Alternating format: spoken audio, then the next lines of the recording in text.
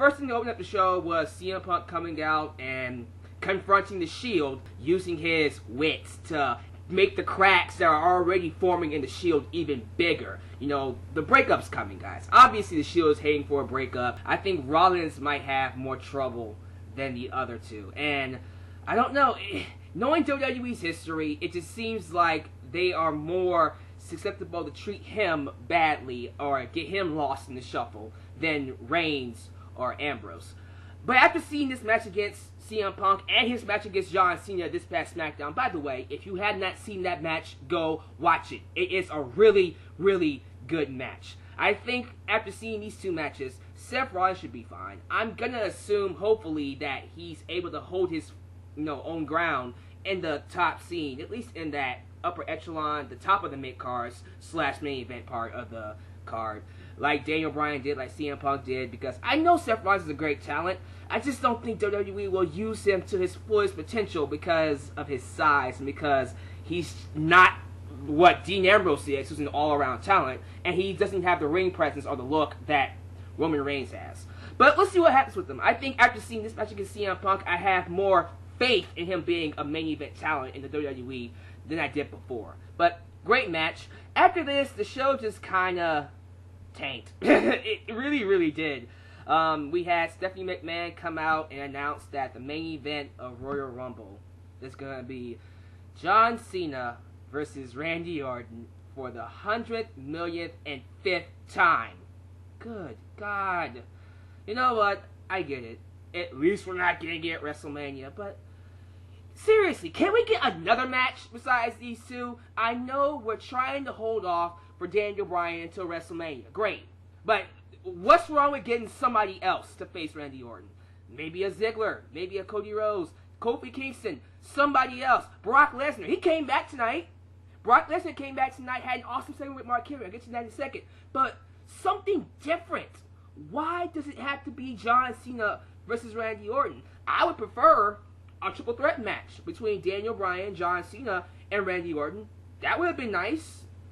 But no, we had to get John Cena versus Randy Orton again. Why bitch about it?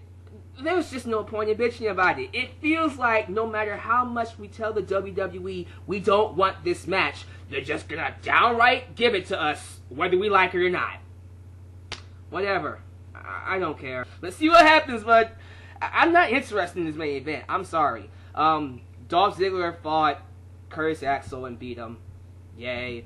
Brodus Clay fought R-Truth, and R-Truth beat him because the Funkadactyls came out and helped him out. Are we going to get Xavier Woods versus Brodus Clay anytime soon?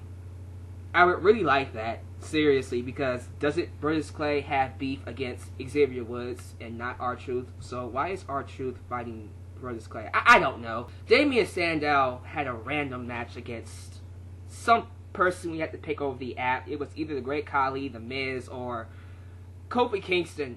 And if he lost, he was going to quit. The match was terrible. He fought the Great Khali. I don't need to say anything else. You know the match was terrible. Good God, that was garbage. Biggie Langston fought Fandango in an alright match. It should have went a lot quicker because Biggie Langston is like a brick wall compared to freaking Fandango, who's like a roach. He should have squashed him in maybe not 10 seconds, but it shouldn't have lasted that long. You know, it was an alright match. He retained the championship like he should have. The bad news Barrett segment. Seriously, what is WWE doing with Wade Barrett? I get the whole bad news Barrett gimmick is a joke. It's supposed to be a comedy gimmick. Okay? But here's the problem. The thing about a comedy gimmick is supposed to be this one little thing called funny. This is not funny. I'm not laughing. As a matter of fact, I feel like Wade Barrett has hit rock bottom. How do you go from Survivor Series main event 2010 to a guy behind the podium talking about bad news and bad stuff? I don't know. I'm lost on Wade Barrett. I don't know how to feel about him. This is a shame, man. We have a potential main event player in Wade Barrett. Has the look, has all these credentials, and WWE wants to use him for a comedy gimmick that's not even funny. How do you feel about Wade Barrett? Tell me down below in the comment section. I got nothing else I want to say. But next up is one of the best segments of the night. Brock Lesnar returns because Triple H brings him back, although Triple H should hate him because Brock Lesnar broke his arm twice, but I guess they're over it. Whatever. But anyways, Brock Lesnar announces that he's going to face whoever wins the main event at Royal Rumble, the WWE Championship match between Randy Orton and John Cena. He's going to get the first shot at the guy who wins that match. And then he challenges anybody backstage to come out and fight him. And Mark Henry was the first one to step up, and he annihilates Mark Henry. He spears him through the barricade, breaks it, and then F5s him on the floor. Devastating. It was awesome. I love seeing Brock Lesnar just dominate people. And then, by the way, I'm expecting that big girlish scream he did after he did the F5 to be all over the internet by tomorrow.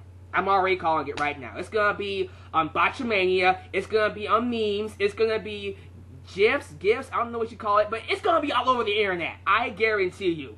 It's good to have him back, though. Total Divas fought non-Total Divas, and the non-Total Divas won. Oksana actually won a match. With a terrible finisher, by the way, but she won a match. She beat the Total Divas. I don't know what that's going to do. But whatever. The main event. Daniel Bryan took on the Wyatt family in a 3-on-1 gauntlet match. He fought Luke Harper first, and then he fought Eric Rowan. And then afterwards, he would get Bray Wyatt. Finally get his hands on Bray Wyatt. He took some devastating bumps in these two matches. It was... Man, I never seen anybody take a beating like Daniel Bryan did in quite a while. You know, he was being tossed all over the place. Luke Harper did like a sit-down powerbomb off the top rope on Daniel Bryan. That was crazy. I think Eric Rowan did some kind of a fall-away slam. Yeah, it was a fall-away slam off the top rope, too. Tossing him outside and everything. Tossing him over the freaking announcer's table. He took a beating. It got to the point that, you know, after he beat Luke Harper and then beat Eric Rowan by a roll-up, he came to Bray Wyatt. And then Bray Wyatt didn't even wrestle him because as soon as the match bell rung, the Wyatt family came in and attacked him. They beat him down so much to the point where Daniel Bryan gets on the microphone and says, "You're right. I can't win. You're too strong. I'm not going to get the championship because the machine's keeping me down. And no matter how much the people love me, no matter how many people chant yes, I'm never going to get what I want, the WWE Championship." And that's when he just says, "I'm yours." Bray Wyatt, you know, puts his hand over his heart and I guess gives him the initiation by giving him the Sister Abigail move that he does. And then Daniel Bryan walks up the ramp with the Wyatt family, with the crowd going, "No, no, no, no." He stands on the top, and this is the best part for me. He stands on the top ramp and he just looks out. He doesn't say anything. He just looks out. He gets angry, and then he just lowers his head in defeat, and then walks away. That crowd was distraught. Awesome storytelling. Guys, this was great. This was a great ending to Raw, and actually the best ending they could do for 2013, because it makes sense. I love it. I think it's a great move. It makes sense. Throughout this year, Daniel Bryan has been getting screwed over at every single turn, here and there. You know, he wins the championship at SummerSlam, he gets screwed over. He wins the championship at Night of Champions, gets screwed over. Gets screwed over at Battleground, gets screwed over at Hell in a Cell. It got to the point where no matter what he did, he was never going to get what he wants. He was always going to be the B-plus player, no matter what he did. So, if you was in Daniel Bryan's situation, what would you do? I can't hate on him for that. It makes so much sense. I look forward to seeing what they do with this, because, dear God, have the Wyatt family needed something like this. It could create so many scenarios. Anybody else wouldn't have worked. Daniel Bryan, to me, is the most sympathetic wrestler on the roster. So, of course, the fans are going to get behind this. And, of course, the fans are going to feel the defeat from him. They're going to feel just like, "No, Bryan, don't do it." They're going to be really mad that he did this. So, I look forward to seeing where they go with this. This is very, very interesting. Wyatt family's going to be awesome in 2014, especially with a storyline like this. Don't worry, guys. This is not long-term. I guarantee you, this is going to be something to lead to Daniel Bryan getting back to the WWE Championship. Has he turned heel? I won't say he's turned heel. More like he's a reluctant heel. Maybe he's not a babyface anymore. But I won't necessarily say he's gone full-blown heel. He's just reluctant. You know what I'm saying? He has no choice. But give me your thoughts about this down below, guys. But that was Raw. Not really a good show. A couple of good things happened, but that's about it. Okay, Batista. Everybody wants to know my opinions about the return of the animal. I'll say it like this. I'm happy that he's coming back on one condition. If he works with young talent and puts them over. And I'm not even saying lose to them. You can beat them and still put them over. Batista is one of the very few wrestlers nowadays that still has that main event appeal. You know, you might not like him, you might not feel like he's all that appealing to you, but when it comes to being a legitimate competitor for the WWE Championship, or not even just that, but big-time stars in the wrestling business, there's only a very few. Randy Orton, John Cena, The Rock if he comes back, Batista, Triple H. So to me, having Batista gives younger talent another avenue to prove themselves. You know what I'm saying? A Cody Rhodes doesn't have to wait to fight a Randy Orton or John Cena to feel like a main eventer. He can fight a Batista and make himself look good. Same thing goes for a CM Punk. Same thing goes for a Dolph Ziggler.